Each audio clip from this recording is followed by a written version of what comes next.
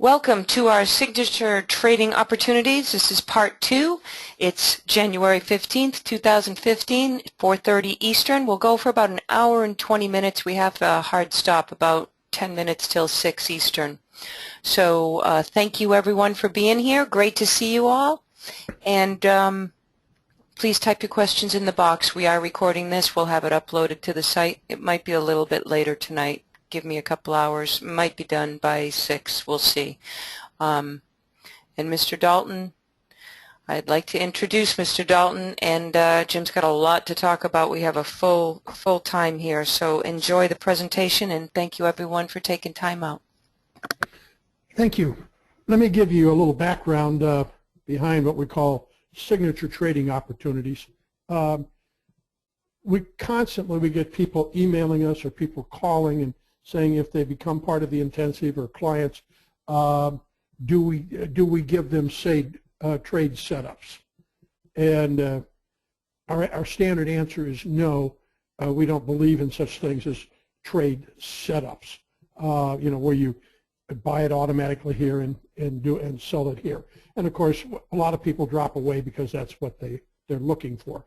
Of course, if there were any such things as trade setups that worked, they would be computerized. People would make millions of dollars off of them, and the opportunity would exist for moments of time. So, but what we did instead is to talk about signature trading opportunities. And for those that become a part of the intensive, Julia has written up, I think it's about a 23-page article that's got all of these trades and samples of them in it. But what we're going to do today, and there's enough that's happened just in the last couple of days to demonstrate everything that we're talking about on that sheet. Some of the trades we look at continually. Well, first of all, it's to understand that all trades and observations must be made in context. And we're going to talk about a contextual difference. One of our standard trades is the 45-degree line. And we had it yesterday, we had it today. We're going to show yesterday and today, and we're going to show how they differ. But we'll get to that. But remember, everything's a series of facts surrounded by other circumstances, and it's really the other circumstances that help you decide if the opportunity is attractive or not. Overnight inventory adjustment is one. We know that about 65% of the time there's a counter auction to overnight inventory. So if overnight inventory is up, we know about 65% of the times there's a counter auction to that in the opposite direction. We also know, and we'll see an example of this, that when overnight inventory is long, for example, and the market doesn't care, there is no counter auction, that's really a sign that the market's going straight up, if in fact overnight inventory was long. And we're going to see one of those that happened the other day. Also, when we're talking about overnight, we always use the overnight high and low as significant daytime frame references.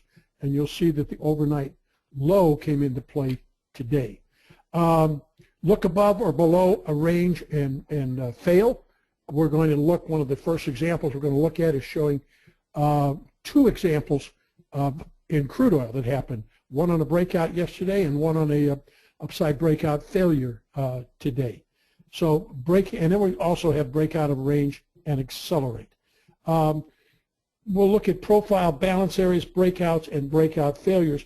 I'm going to, when we get to profiles, I'm going to spend a little time talking about the point of control on a profile. It's extremely important. It's not one of our signature trades, but it is certainly one of those things that is extremely important to how we see the market, how we see the opportunities, and how we trade against it.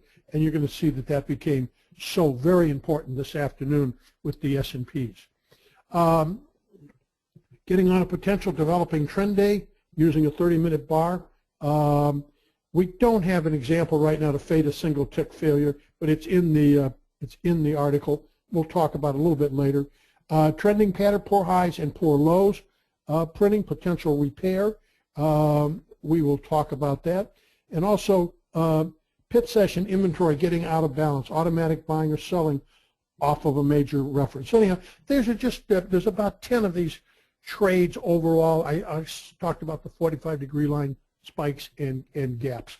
So they're all things that are in our inventory and things that we think about all the time. But let me start off, and I'm going to start right away, and I'm going to talk about crude oil. Now, for those that were on the webinar last night, you saw an example of a short-term breakout with crude oil. I'm going to review that again, but then I'm going to go back and I want to show something more significant that happened today. First of all, let's put up a bar chart. And prior to this breakout yesterday, coming into yesterday afternoon, if you take this line, this would have been a high from I believe Tuesday, I'm going to say Monday, Tuesday, and then Wednesday. Early in the morning, we were trading right near this high. Notice also that is a gap. And so the market traded up close to this high. Let me go over and show it to you on a profile. So remember, you had a gap up here. Here was the early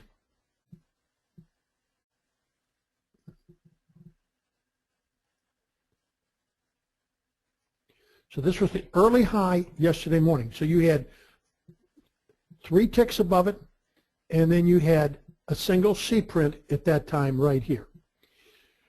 So that's, at that point in time, the market sold off. Open in C period. We'll split this out for you.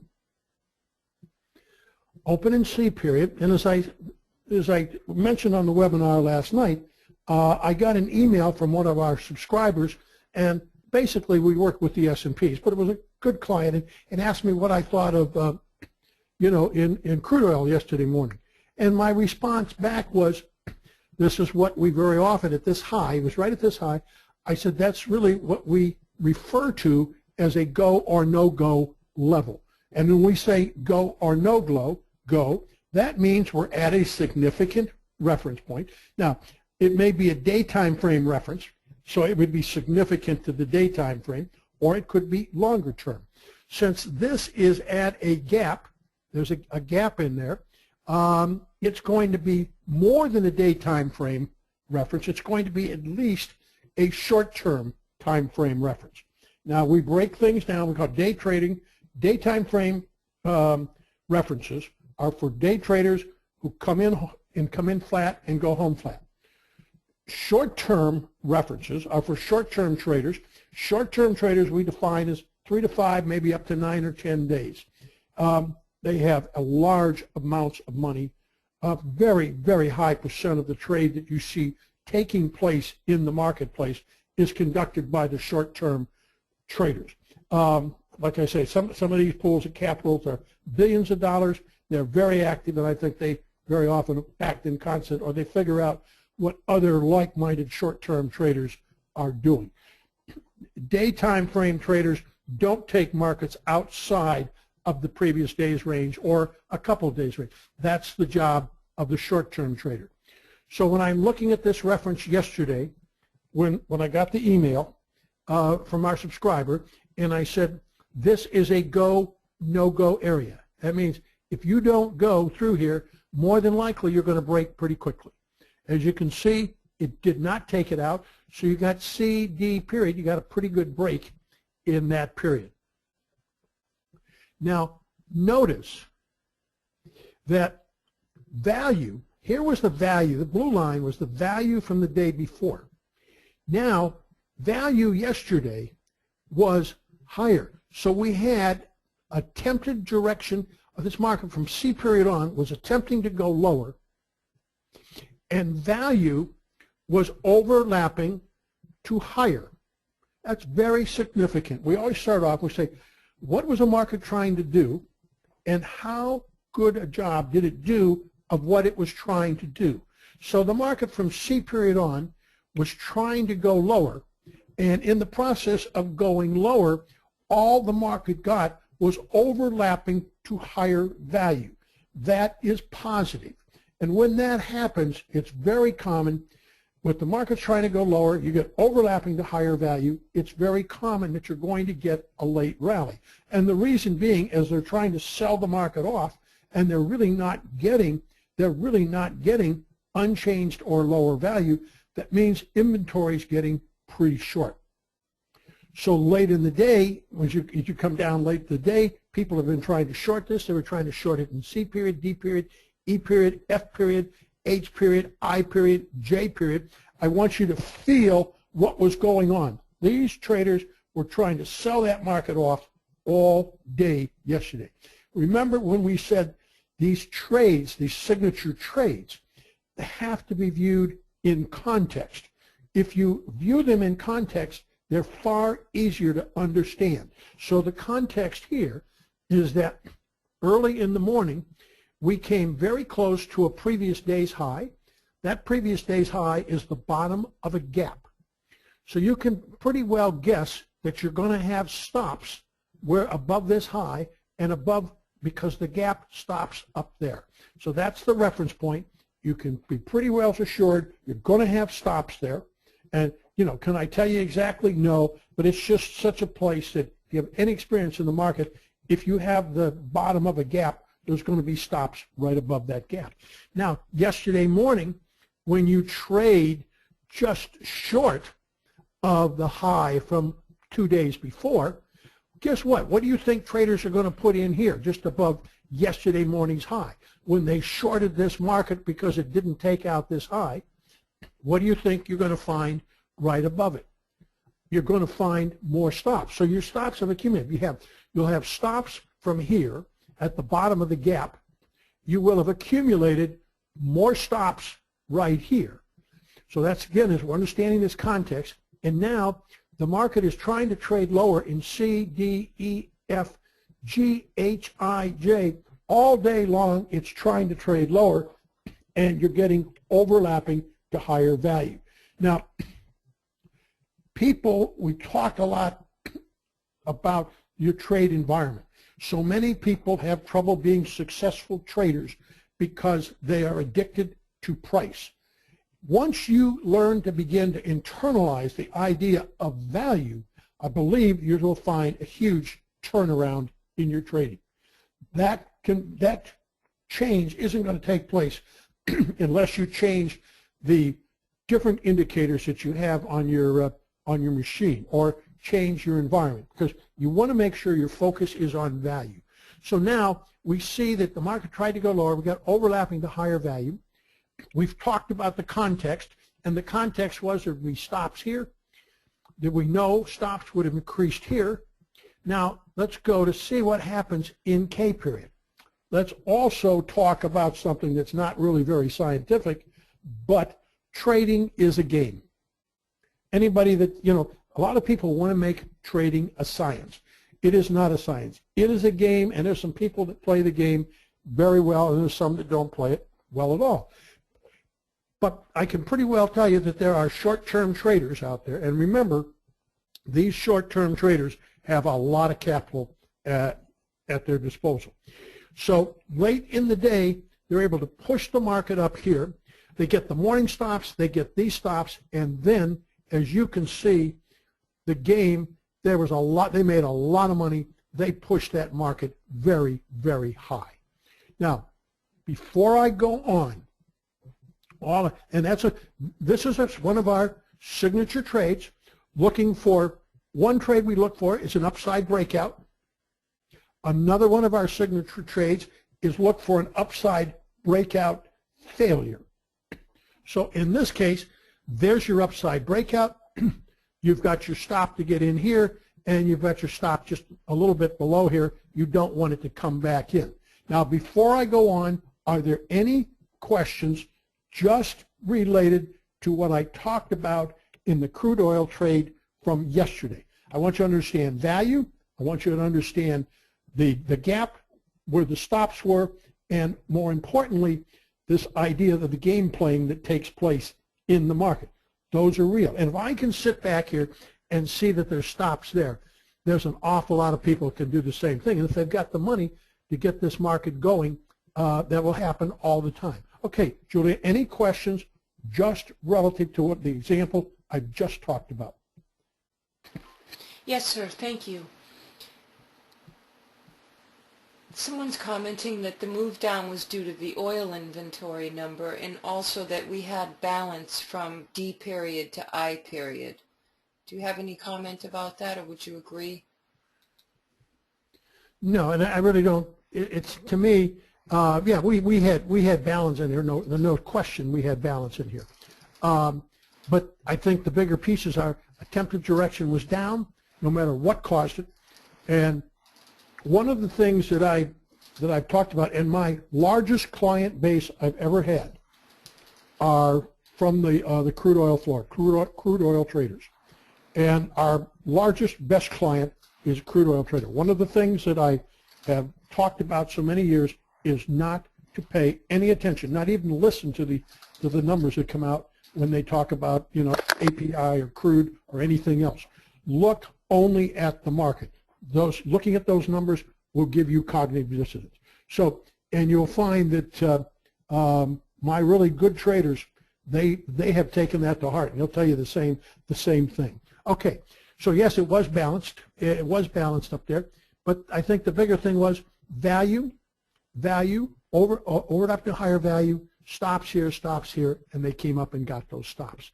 Now, that's a trade takes place on a short-term basis.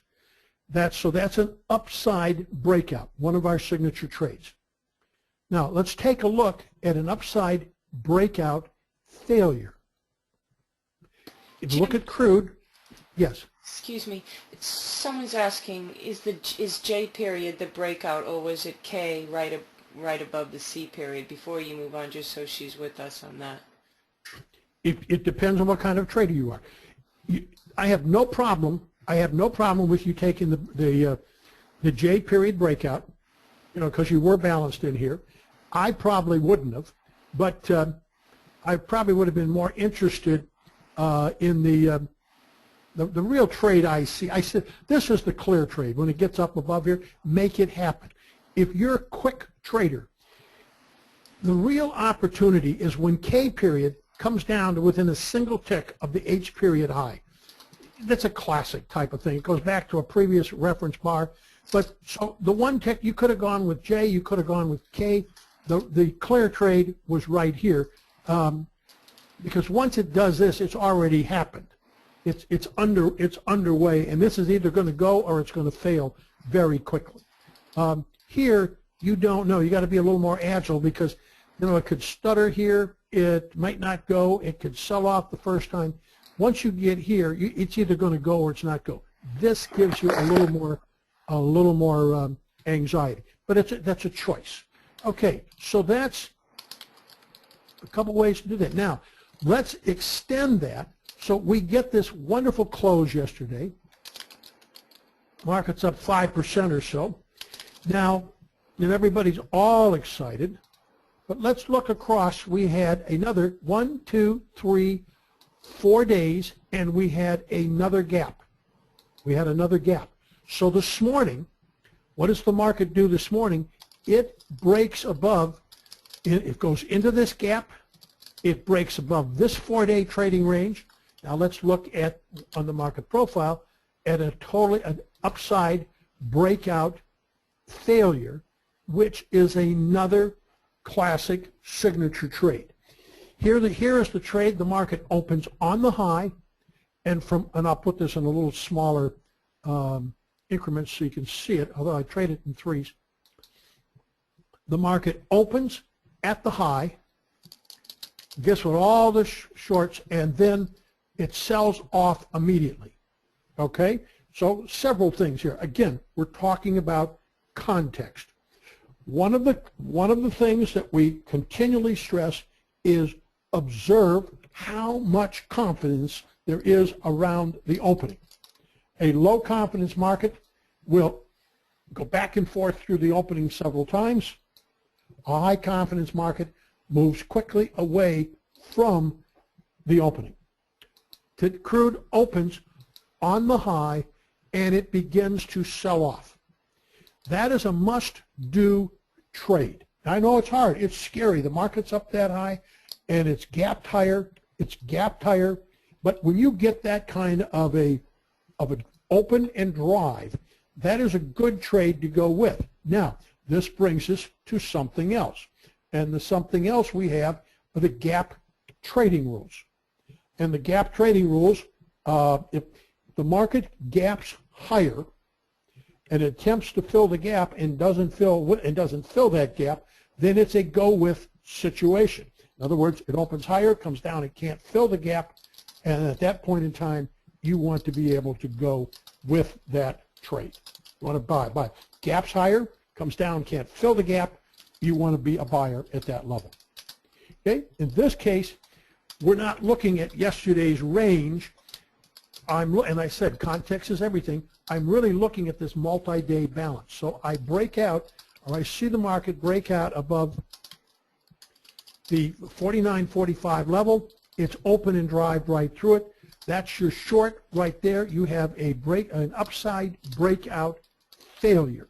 So another one of our signature trades. Last night, you saw on a very short-term basis, you saw an upside breakout.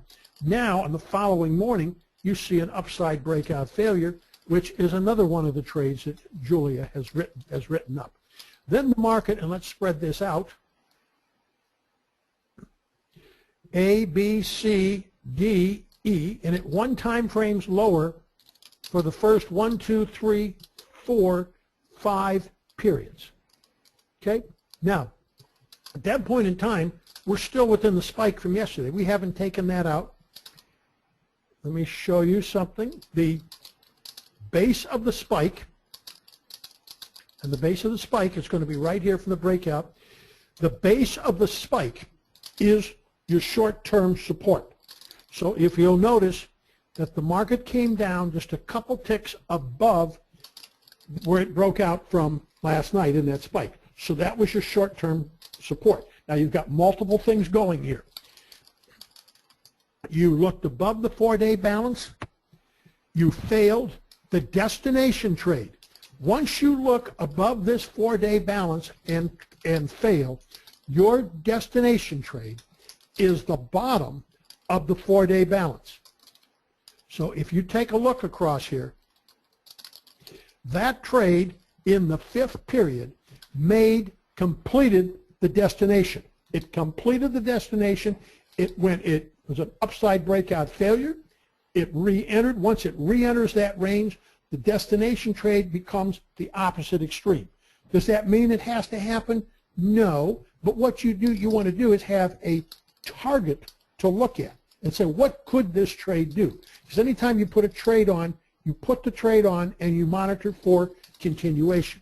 If you're monitoring this trade for continuation, there's the opening, high confidence, high confidence. Then the market continues to one time frame lower. One time frame means that this period did not take out the high of that period. This period did not take out that high. This period did not take out that high. E period did not take out this high. So in one time frame lower till it reaches the opposite extreme. Now, so you saw two trades. You saw an upside breakout. You saw an upside breakout failure. While we're here, let's talk about something else. What's not on one of the signature trades, but it's something that will help you very much understand what's going on in a market. Any business, and I don't care what business it is to be successful, and a business has to have two-sided trade. You have to have buyers and sellers. Whether you're selling cars or homes or whatever the business is, two-sided trade. So what a market is doing, even though this market was trending lower, the market is always searching for a level where two-sided trade can take place. This market found the level where two-sided trade can take place, and it traded within that range for a little over about 2.5 hours. So as you can see, as it traded there, the balance got tighter and tighter and tighter. So the market came down, two-sided trade takes place. So markets go trend, balance, back to trend, trend, balance, reverse. It doesn't have to be that way, but this market, it stopped one time framing here. When it stopped one time framing and it got too wide here, then three wide, that's a sign that the market is finding the level where two-sided trade can take place. Once it did that, it balanced there for a couple of hours, then the market traded back down again. So everything in there is very explainable, and there are things that we talk about on the webinar. And when we do the intensives, we've got about 8 to 9 hours a week of live markets, and I do a one-way chat throughout the day. And these are the kind of comments that you'll see all the time, looking for a place to two-sided trade that can take place. Or we might say, okay, GHI, we've got a 3-period balance. Look for a breakout from that balance. They never make it very easy. But okay, so that's what happened in crude. I'm gonna leave crude, and the only reason I went to crude because we addressed a couple of our signature trades so clearly, and they just happened right in front of us. Okay, before I leave, just these two examples, Julia. Any questions? Yes, thank you, sir. Is there a reason that E period did not reach the bottom of the spike? And I don't know if reason, but do you have any comment about how at one time frame lower there down to the spike? I mean, the spike base is a reference. Well, of course, the spike. I mean, there's not a reason for it, but logically, you can see that this was the area that it broke out from. If the market broke out, the level it broke out from becomes support on the way down. So the market stopped just 2 ticks short of what I would call support. So this would be this or 2, whatever, this is in 5, so it'd be a little more than that. But I mean, what I do, if I'm in this trade, when this trade's coming down to here, that's my exit point. And a lot of times, you know, people have seen me put out comments on the chat, and I said, this is the, I'll make something like, this is the high risk area. If there's going to be a problem, more than likely it's going to happen right here. This is a typical place. When I get down there, I said, this is high risk because this is support. And then there's nothing scientific about that. I mean, everybody's been trading for a period of time. The level the market broke out from, that's the breakout level, and it's support going back down. So it bounced off of that. First time back down to support, very, very likely. And so, I mean, I think that's the reason. It's just a logical reason, and it's kind of the way markets trade. And it's one of the books for those who attend the intensive that I've suggested people read is Daniel Kahneman's book, Trading Fast and Slow. And one of the things that's in there, they talk about anchoring. You know, and it may be a market, if this may have not meant a lot, but it becomes an anchor. People can see it. Markets are very visual the way they trade. So it's very logical when it goes down to that very visual reference that just prior to that the market bounced. That's what it did. Okay. And one more question before I go on to a couple other things.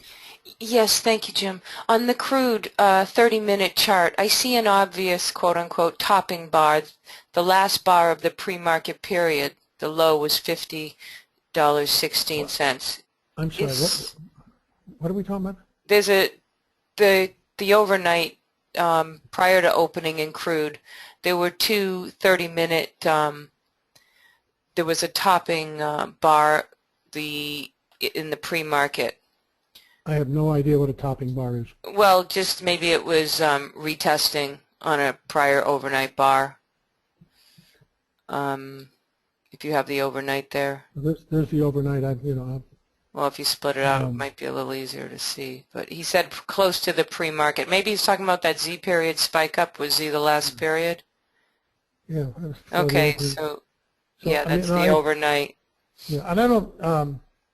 I really. What I do know in here, overnight activity. Let's see what we had. It looks like excess the way it opened, much lower. But I really don't pay much attention to that. There's a lot of volatility. There's a lot of volatility in there. I pay far more attention. I pay far more attention to what happens once the market opens in the morning. And this open and drive, and of course you know where it's going to open because this is where we go from the overnight. But you can see it was selling off already. And so this sometimes this happens, sometimes it doesn't. But this is the one I'm more interested in because the market's going to gap. It's always dangerous when the market gaps open like crude did. You've got to hold your breath because when a market gaps open, that can be a really big day to the upside, or it can be an upside breakout failure if that gap is filled. You want to be very cautious and very attentive to what's going on in the market at that point. Okay. One comment, Jim, about value. Someone saying that I thought that when we started balancing, the long side was to be favored because value was higher. We can't. If you make the chart a little smaller so we could see the value for today, is that something you would have? Well, you have to collapse it, I think. Again, today, when you look at today, okay, today's value was clearly higher relative to yesterday.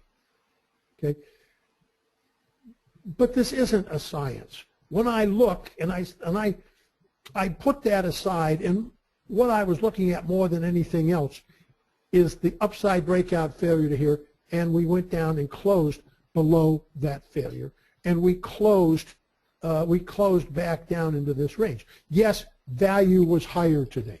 Value was higher today, and you can say yes. One of the gap rules: if the market gaps lower, and I understand the question.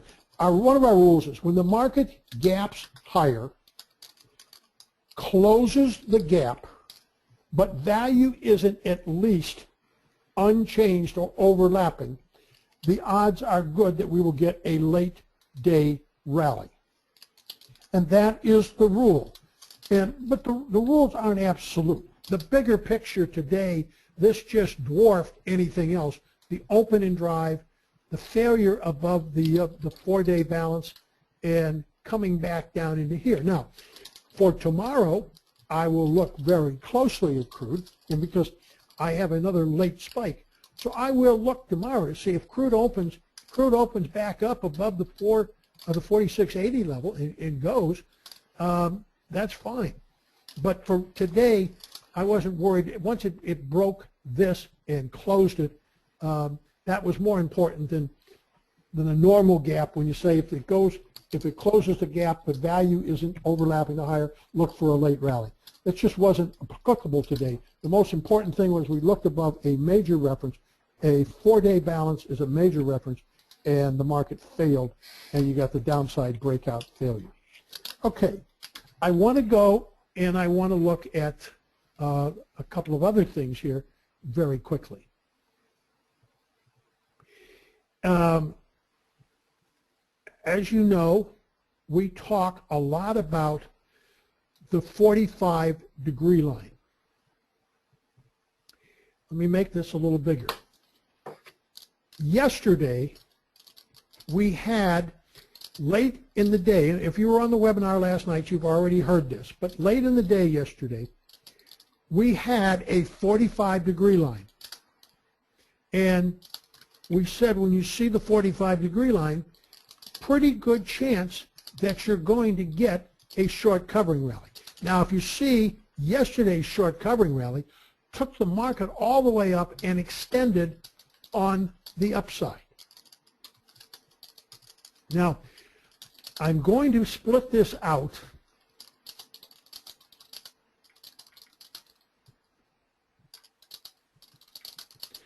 Okay, and what I want to do is talk about the difference. Today, everybody was asking me if today was a similar situation to yesterday with another 45-degree line. My answer was no, it's not the same. Is it a 45-degree line? Yes. But what is more important let me see if I can split yesterday out.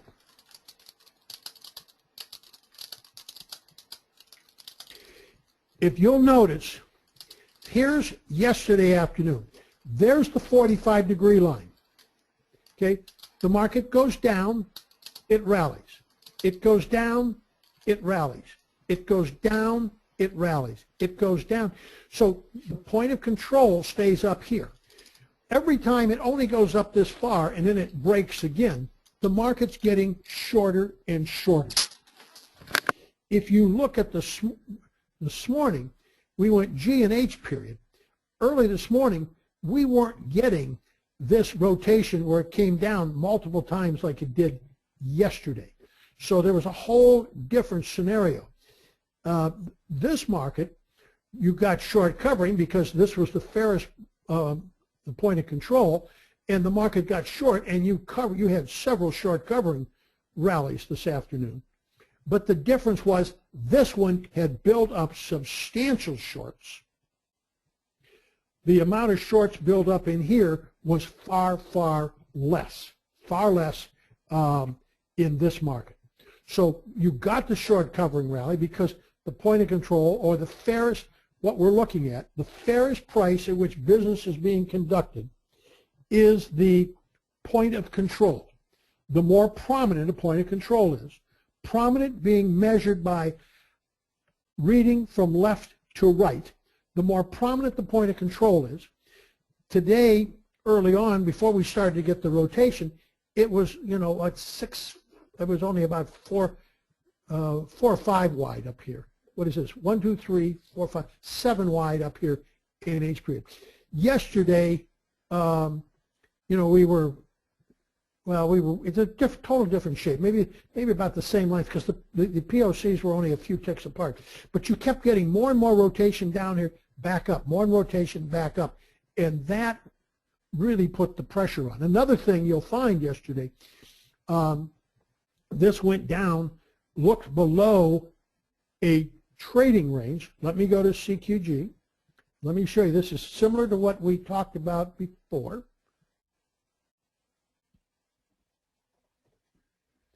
Okay, so yesterday, here was our most recent trading range low. So we had a 1, 2, 3, 4, 5, 6, 7, 8, 9-day trading range yesterday. So the market came down to look at this look below this trading range and failed. And then, of course, you got the rally. Now, there wasn't much excess left here, so this becomes very suspect now. But I wanted you to see the difference. Yesterday, it failed down there. Early today, it failed to take this out. We're going to see aftermarket did a little different. But this is another factor. But yesterday, let me go back to the profiles. This is very important to understand. It's not simply drawing the 45-degree line. It is understanding the context and understanding how the 45-degree line formed. Yesterday's formed with a lot of rotation down, back up, down, back up. Today, we didn't get the same amount of rotation. We did later in the day, but not early in the day.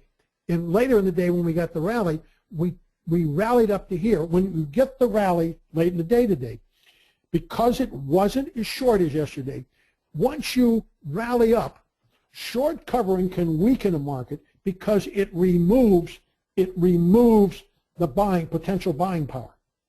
And so that's what was happening today. It wasn't as short. It went up. It removed the shorts, and it came back down. So we got a series of rotations from this level. But the point is, the way the 45-degree line forms is very contextually important to the chances for the recovery. And like I say, yesterday's recovery was all the way back up and extended on the upside and extended overnight. Today's didn't have as many people caught short. Okay, so that's the 45-degree line. Any questions before I leave that? I think We're okay. Someone had a question on the crude, but as far as this, someone's also, Eric's commenting that they've never seen a POC 14 wide like that. I mean, that is pretty unusual. We do see them, but not that much. Now, okay, I want to go to another important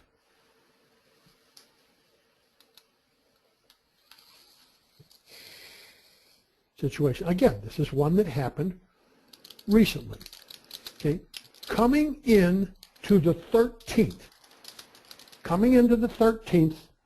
the market was tremendously long overnight. Remember early on, I talked about overnight inventory. 65% of the time, there is a counter auction to overnight inventory. If there is no counter auction, that's a sign the market's probably going higher. So we came in on the 13th. Overnight inventory was very, very long. The market opened and drove out of balance to the upside. There's the A period. It drives from the 237 range all the way up to the 250 range. 13 handles. So when that happens, a clue, and we went out on the chat comments that overnight inventory was long, and reminded people that, you know, if the overnight inventory is long in this case and the market doesn't care, then the chances are pretty good that we're going higher, and in many cases substantially higher. Okay, and that's exactly what happened. So overnight inventory, 65% of the time you see a counter auction to it. And a counter auction, sometimes it takes all back, sometimes it's just enough to kind of keep the market in place for a while. But it's something that you really have to be aware of. And I'm amazed at how many people with a lot of experience trading do not know or consider overnight inventory. Okay, now, one of the other signature trades that Julia identified on this 23-page write-up she did was when you get a market that looks like it's going one way, but there's an exception, and that is the market starts to one time frame lower. One time framing is something that we are always paying attention to. And everybody's excited. This was a big breakout to the upside the other day, and all of a sudden B period comes around and takes us out by a couple of ticks. So there's your high. C period comes along and fails to take out the B period. From that point on, C, D, E, F, G started the one time frame lower. It re-entered the previous day's range. And one of the things that you hear me say all the time, one of the things that will make the hair on the back of my neck stand straight up is anytime you re-enter a previous day's range. The potential is huge. You could get the outside day, and you don't get it very often, but it's certainly a possibility. So as soon as you look above, in other words, the most important thing when you're trading is, are you in balance or out of balance? Your smallest opportunities come to you when, in fact, you are in balance. Your smallest opportunities are when you are in balance. Your largest opportunities come either when you're out of balance or out of balance and come back in. So the other day, the market was out of balance to the upside, an upside breakout from the previous day. And then, this was hard to see, but its C period did not take out B period, and the market started to one time frame lower. So it re-entered the previous day's range, and for 5 periods, it one time frames lower. Now, we said a market is always looking for a place for two-sided trade that can take place. And it's not uncommon on the trend day to have one period where it stops one time framing. That's always a touchy one. That's what it did. It stopped one time framing, and then the market took off back down to the downside. So again, it was the one time framing. It was an upside breakout failure, out of balance, came back in. An extremely important concept to keep in mind. Okay, I've been talking a long time about this, but let's see what questions we might have. Julia? Yes, thank you, Jim. On the bonds, Jim, the range is wide on the 30-year. Is this a good example of a really big change in auction dynamics? Is the word he's using. Well, and this is before the aftermath. I mean, let's go back to the bar chart. Start with a monthly. You look at the bond. Bonds have been up one time frame higher for, let's see, that is 136.25, 136.20. Okay, so it took that out. It failed to do it. So you've been 1, 2, 3, 4 months in a row. You've been one time framing higher. You're within reach of the all-time high from the price. Okay? So right now, you've got the trend. The trend is so up, it's just straight up. Okay? Now, remember that you had, and we wrote this up this morning, you had an exogenous event take place last night. You know, you had the Swiss cut their currency loose, and you know, and they raised the rates of the amount of, you know, what banks have to pay or people have to pay to put money with them. I mean, it's crazy stuff. And I mean, that was triggering chaos all around the world. Markets don't like surprises. Normally, when a country is going to do something, you will hear comments for some period of time to prepare the market for it. You know, how often has Draghi been talking about you know, what they might do? And you know, of course, now we're coming to the meeting next week. Well, more than likely they are going to do it, and more than likely they prepared the market for that. There was nothing that people knew about the Swiss, so you got that surprise today. That put a tremendous amount of pressure on the market, and then of course, as this market's been going up, and as we got the break in equities, it just kept taking yields down and stocks higher. It's a craziness. It's a craziness in here. It makes no sense to me. But you don't fight the market. Okay? I mean, there's not a lot more to say. The trend is up. The trend is up.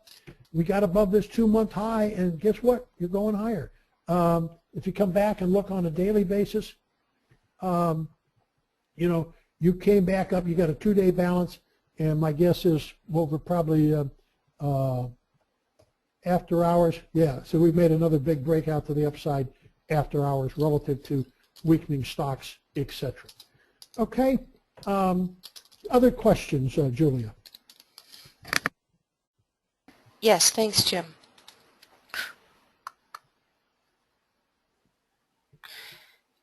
The S&Ps look balanced and wound tight and coiling. Are the odds of an explosive move one way or the other increasing? Okay. What you have is, and Julia will remember this conversation. We have a call on Sunday mornings with an institutional client.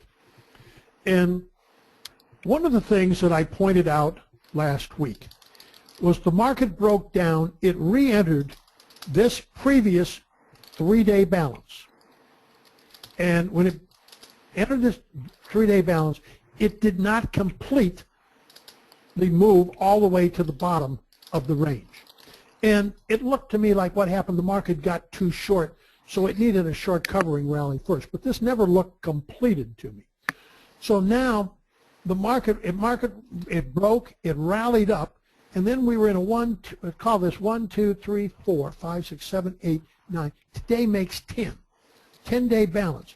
If you look across the bottom, that low is at 1984, 1982, and today was 1984. So there's not much excess down here. The most important two things that we ever talk about are excess and balance. So this you're getting, and this idea of acceptance, you're getting more and more acceptance down at this level. So there's not much excess left down here. Now, let me go and show you what you'll see me write up tonight. It's the same thing I wrote up last night, calling attention to this. But it's going to be that here is the monthly low, and the last month's low is at 1970, and we're within reach of that low. And that's an important reference. This was the prior breakout. This was the prior high. Markets looked above it. It's come back in. Once you come back in, you've got the potential to do some damage on the downside. We don't know what's going to happen. This is what the monthly looks like. So 1970 is the monthly reference. If we break below that, that's another go, no-go level. Now, let's take a look at the, I want to look at the daily.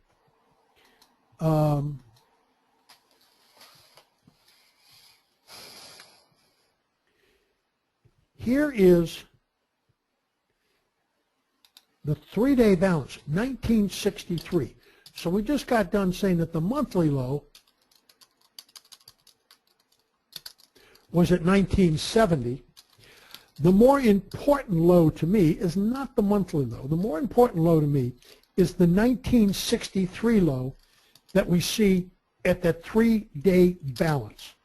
So again, it's 6 or 7 handles lower than the monthly low, but we do a lot looking at these distributions. So this area down around the 1963 level looks to me like a pretty important support level down here.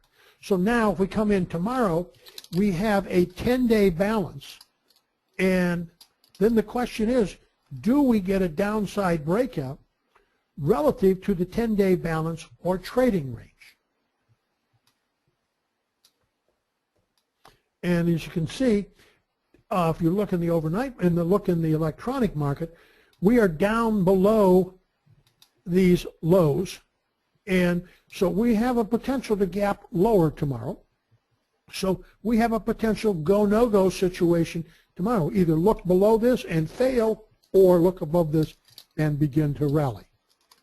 So this is a very, I see this as a very important time for the S&Ps. If they give away much more here, then you can start looking down to this, this 1963 level. And let's bring this a little tighter together.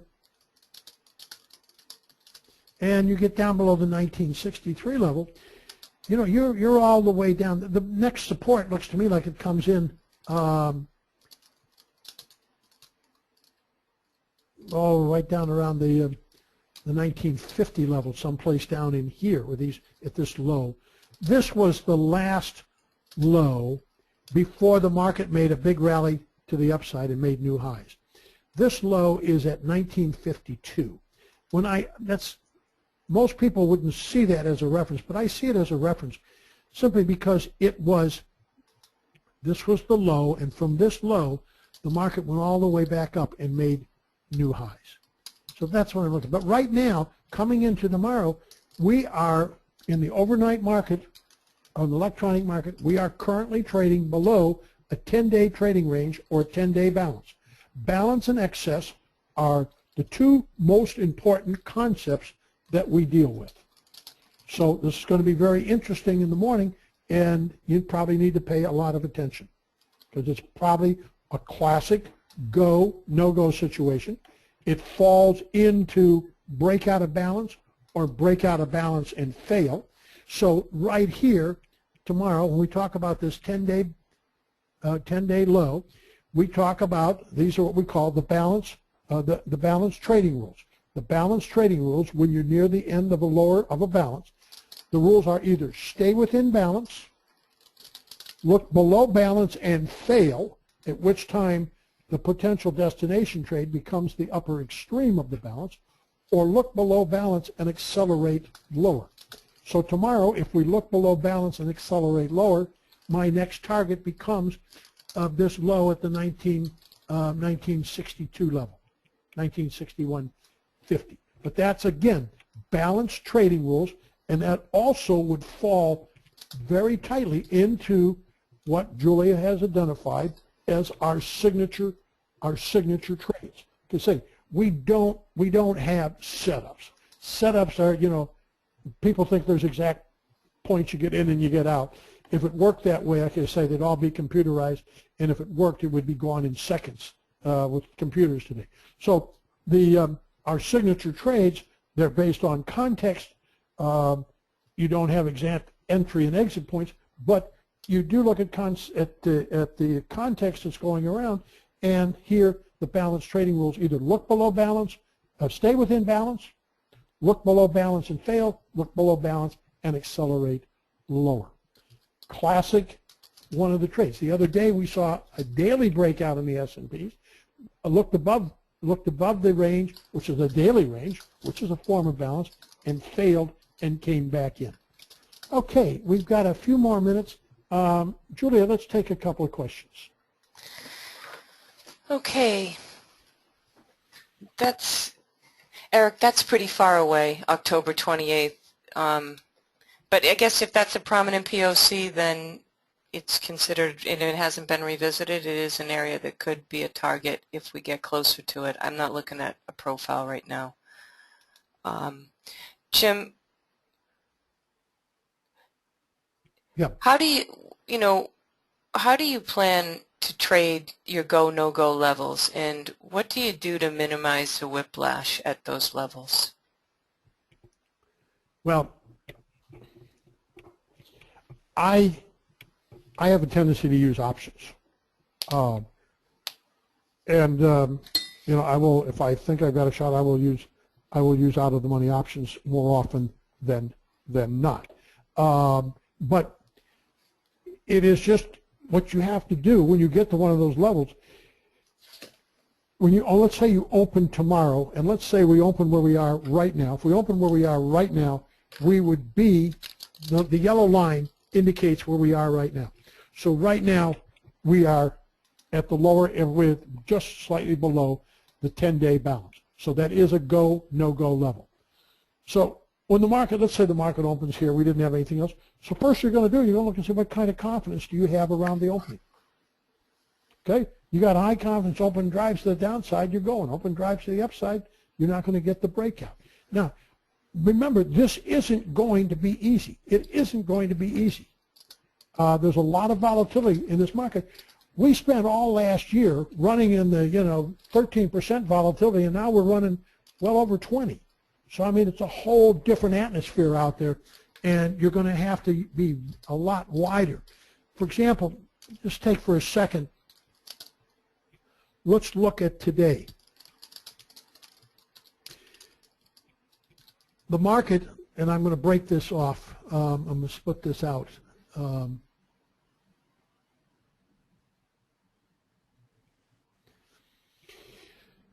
market opened, rallied.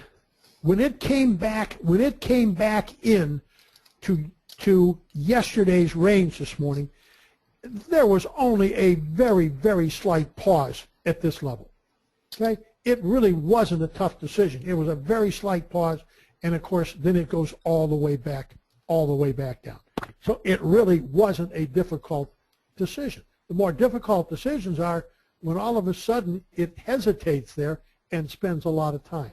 But you have to start and you have to say, what does the confidence look like regarding as soon as we have the opening? Is it high confidence or low confidence? If we open and we continually trade back and forth through the opening, then just sit back, let the market shake out until you get the directional move. Sometimes people are too anxious to trade, but if you're out of balance, you do have to be ready to trade very quickly, and you have to look and go with confidence. How much confidence is surrounding that market? And it's not going to be easy. Remember, the more difficult a trade is, and the more reward that may be associated with that trade, the more difficult it may actually be to execute that trade. because there's going to be a lot of volatility. You know, if people are on that trade, it's going to move. It's going to be moved pretty quickly, and so it's not particularly easy. Sometimes you'll have a stop in there to be able to go with it. So it's not particularly easy. But it's a great question. But a lot of times what I will do, I will use options simply because sometimes the futures, the wildness of the futures, I guess I've been around too long, and I know how quickly they can whip me around. So sometimes I will tend to use out-of-the-money options if I think the move is really taking place. But while we're here, I'm going to make this bigger, and I want to talk. You can collapse it too, Jim, because there's already a split-out profile, so it will look a little more. You know what I mean? The composite is spread out, and you already have it spread out over there, so.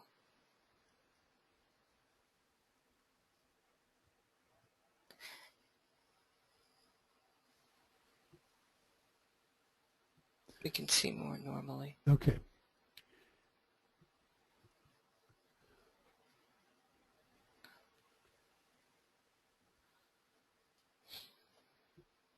Now here I'm trying to see. Okay. You can collapse the other one too, right? Or are you looking at that chart?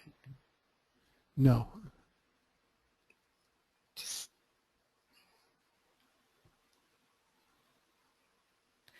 We have a question too. Is there a level you're thinking that you'd see a short squeeze? What is the level where you'd see the shorts starting to get squeezed?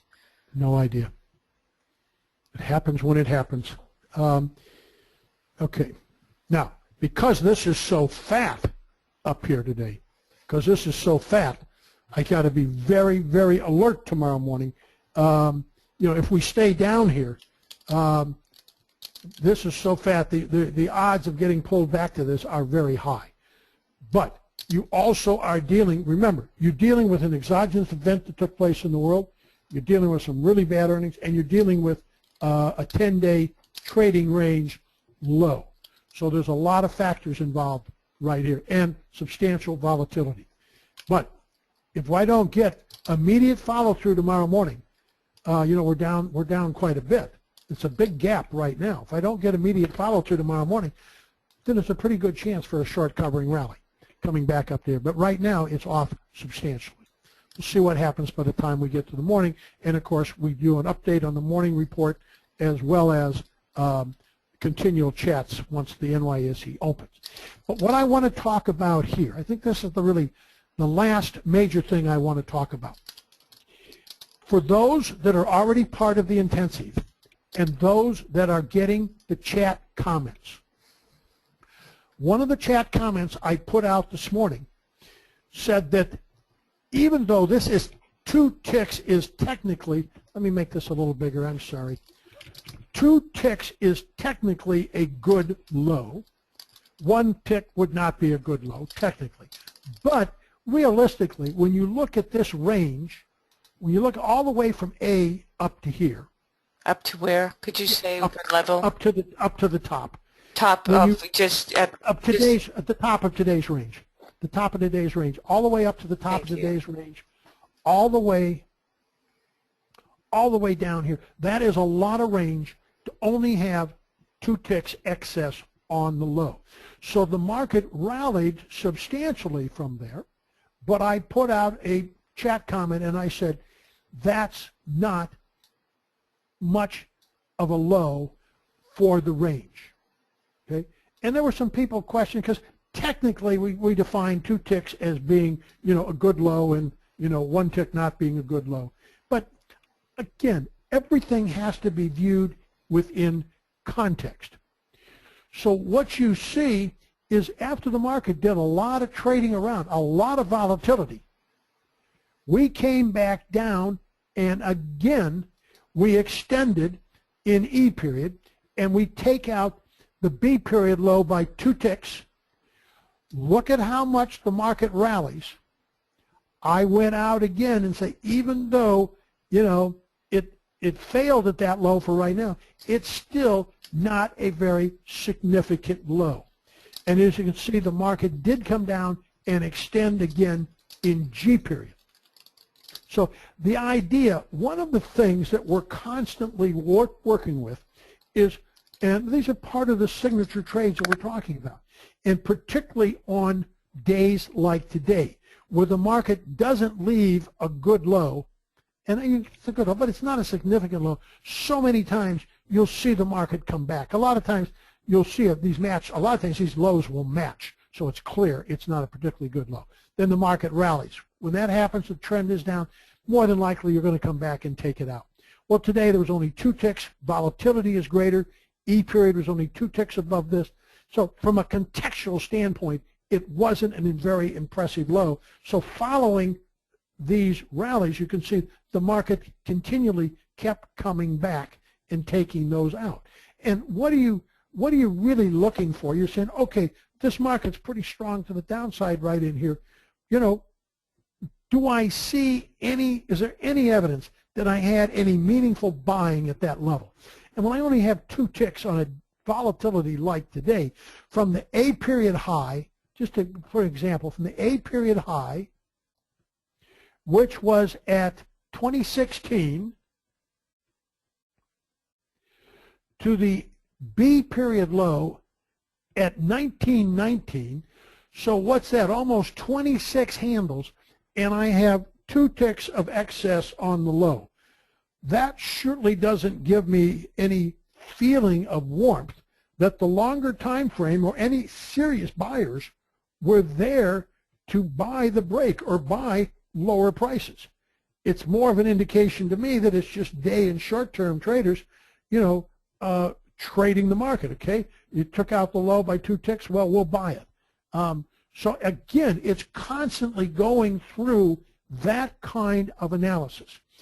Now, on a day like this, when you have the volatility that we had, you know, sometimes it can take your breath away, but there are ways to look at that.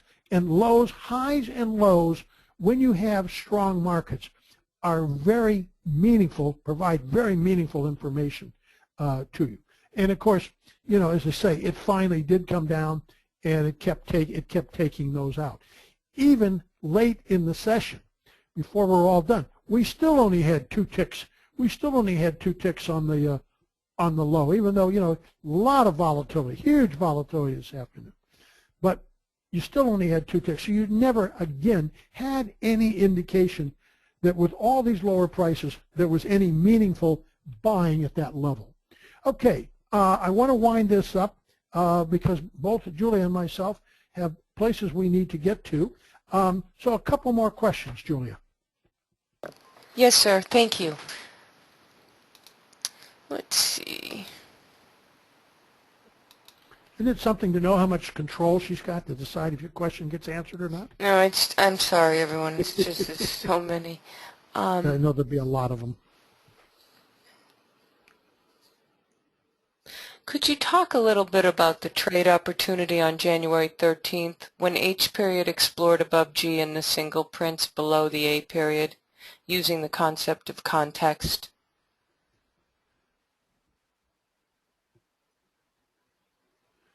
When what happened? When H period explored above G into the single prints. Well, below A period. You're talking about right here, H period. Yeah. And okay. See how the early morning low is acting as resistance. What I said earlier, that, you know, on this, the market had been one time frame lower for 5 periods. Very common on a day like this to get the market stop one time framing for 1 period in order to allow inventory to come into balance.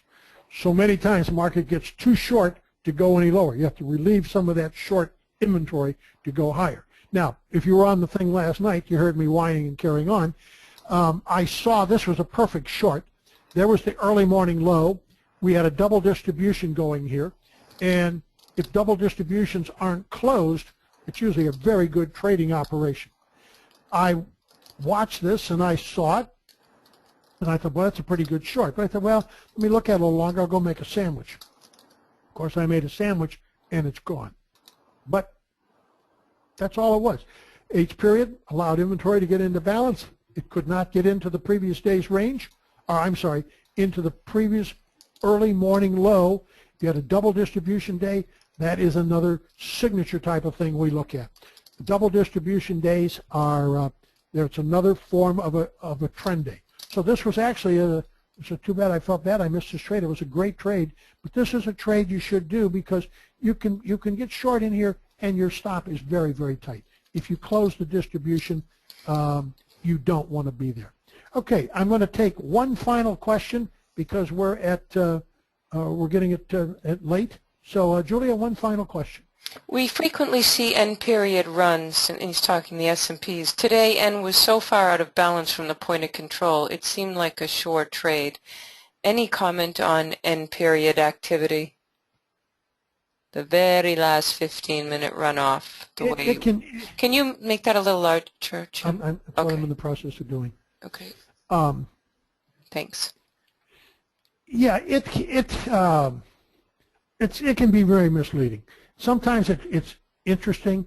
Sometimes it's interesting, and sometimes it's indicative of sometimes, and other times it's not. It's just inventory coming back into balance. A lot of times what we do as traders, we're desperately looking to think we see patterns, and because it happens every now and then doesn't mean it's a pattern. I've watched it over the years, and I'm not convinced that there's anything other than freakishness. However, that doesn't mean. I remember not too long ago, I actually went home. Long because of the end period. I don't know if I can find it. Maybe I can't find it. But late in the day, I don't know where it was. Late in the day, the market went down to half back, and it came up, and I said, boy, that's strange. But I also knew there were tremendous number of shorts above the market, and that's exactly what it did. Once we got into the night session, it went and got those shorts. Anyhow, let me say thank you very much.